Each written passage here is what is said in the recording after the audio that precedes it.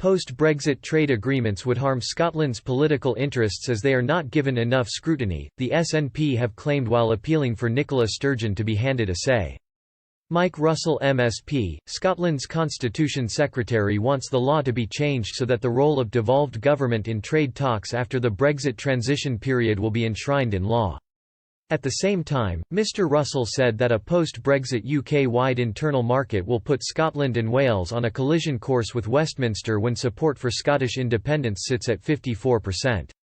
Mr Russell said these plans could lead to legal action as Nicola Sturgeon's administration claim it would undermine devolution. A House of Lords report seen by Express.co.uk from the International Agreements Subcommittee revealed that trade agreements with the US, Japan, Australia and New Zealand may not always meet the interests and competencies of devolved nations.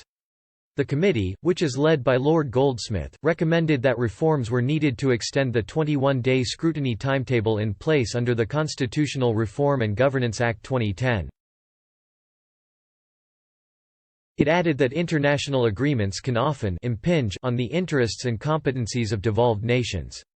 Referring to Brexit discussions, the report said, one of the most significant issues identified during the EU Committee's scrutiny of Brexit-related agreements was the level of engagement with the devolved administrations in Scotland, Wales and Northern Ireland. Initially there were concerns that the devolved administrations were not consulted until very late in the process, sometimes when agreements had already been signed. In the report, Colin Murray, from UK in a Changing Europe and Dr Claire Rice from the ESRC Governance After Brexit project argued that Brexit has exposed the degree to which the UK's governance order is not as unitary as the doctrine of parliamentary sovereignty suggests.